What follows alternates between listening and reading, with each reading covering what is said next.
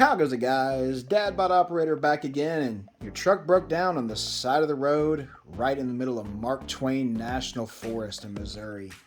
There are black bears, all kinds of other predators making you a little lower on the food chain than you feel comfortable. You can only grab one of these two loadouts as you're getting out of the truck. You got 50 rounds of pistol, 200 rounds of 22 with you. Which loadout you grabbing? Today's contestants: Loadout 1, the Smith Wesson 629-1 and its rifle, the Ruger 1022. Loadout 2, the Smith & Wesson 686 Plus and its rifle, the Ruger 1022 Takedown. I'm going to do a quick top to bottom breakdown of each of these two loadouts. And at the end, in the comments below, put your choice for which loadout you would grab if you were stuck on the side of the road at Mark Twain National Forest and could only grab one loadout. Let's do it. Growing up in the foothills of the Mark Twain National Forest in Missouri, I can say that there is a pretty good sized forest in that area.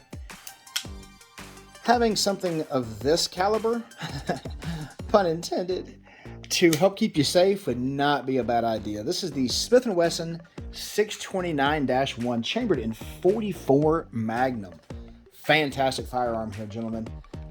6-inch barrel, stainless steel framed, double action, single action, and a nice red ramp front sight there on it. Cool thing about this one, it's a pre-lock model. It also has a dropped and recessed cylinder and a pinned barrel as well. 6-round capacity on this. This is what reminds me of a Dirty Harry gun through and through. .44 Magnum is that caliber that nobody ever hopes they find themselves encountering. Fit and finish on this is typical of a Smith & Wesson revolver in the 70s. Just absolute high quality goodness here, gentlemen. Wood grips, feels fantastic in the hand. I should find more adjectives besides absolutely and fantastic, but I digress. This guy will handle some bars. Let's check out the rifle.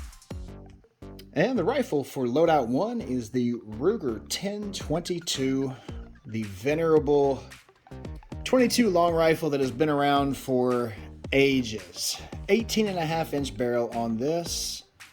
Standard sight here at the front. Nice polymer stock. Flip up and down rear sight here. And the ultimate in red dot goodness, the True Glow. Is there any better? Probably. The thing that's going to set this apart is this little red sticker here showing 3 different positions. And you think to yourself, well, that's weird. Is that a fully automatic 1022? And you would be wrong, sort of. This is a binary trigger, meaning whenever you pull the trigger, you get a shot. In binary mode, that is. You pull the trigger, you get a shot. Let off, you get a shot. Now, you say, what if I've pulled the trigger and I don't want another shot whenever I let off? Simply cancel it by putting it back to single shot mode. You can let off safely and no problem.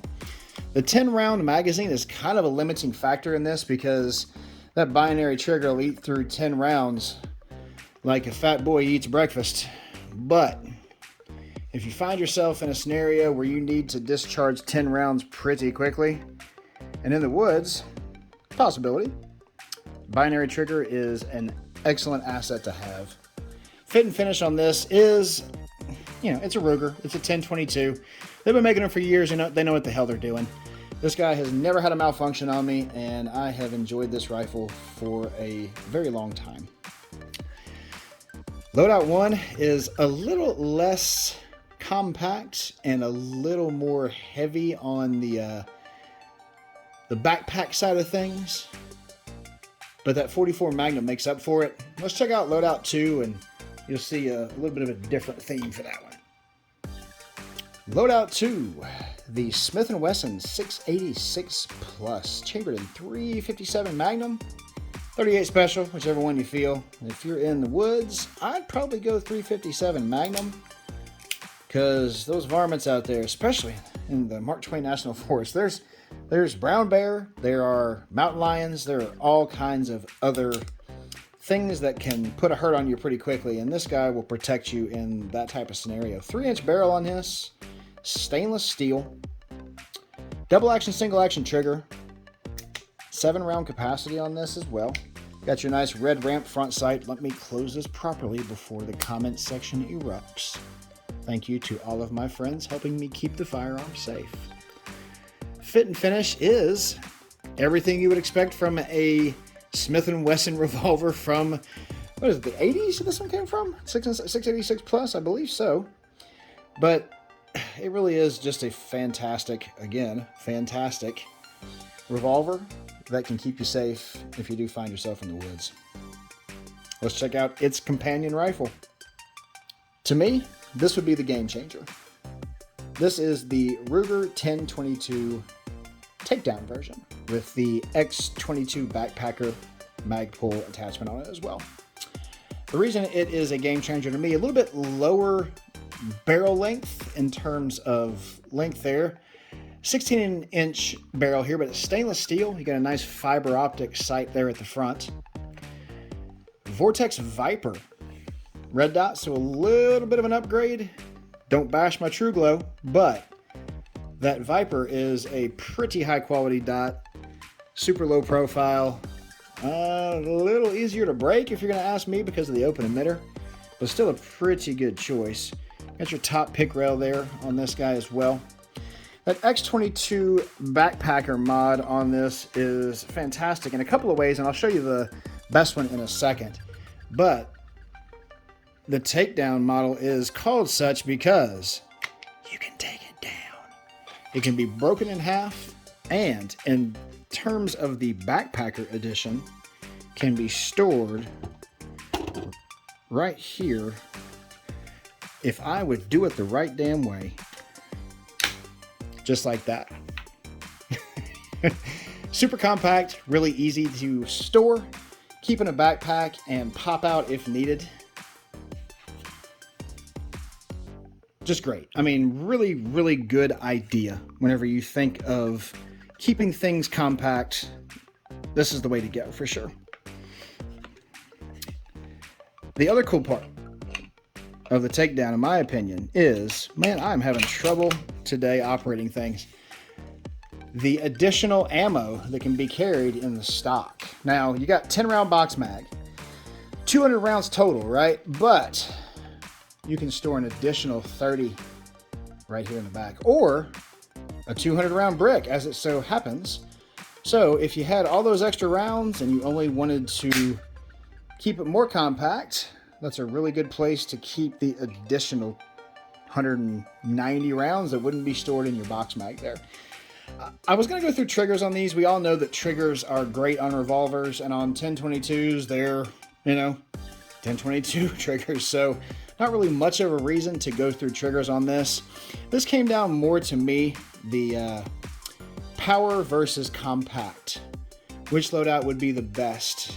If you think that the compact nature of the 1022 Takedown is worth the minimization in caliber of going to the 686 plus for the revolver, I think you're right. That 357 Magnum is still going to be plenty to at least scare a bear if they come nearby. And having this guy being able to be folded up and placed in a backpack is just a game changer to me. It's great for shooting small varmints, can provide food for you while you're stuck in the woods. And if I were picking a loadout, I would be going with Loadout 2.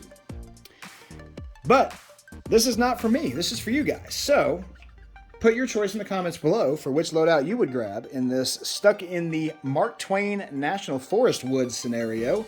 Loadout 1, the Smith Wesson 629-1 and its rifle, the Ruger 1022, and Loadout 2, the Smith & Wesson 686 Plus and its rifle, the Ruger 1022 Takedown with the X-22 backpacker mod.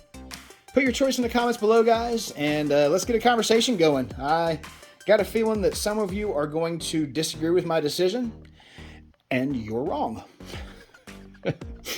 To all of my current and longtime subscribers, thank you guys so much for continuing to watch the channel. We really do appreciate it. If this is your first time here and your first time watching one of my videos, hopefully you're a new subscriber. If not, please consider liking and subscribing. It does help us out a lot on this channel. Welcome to the Dad Bod Squad. Beers in the fridge. We'll see you guys next time.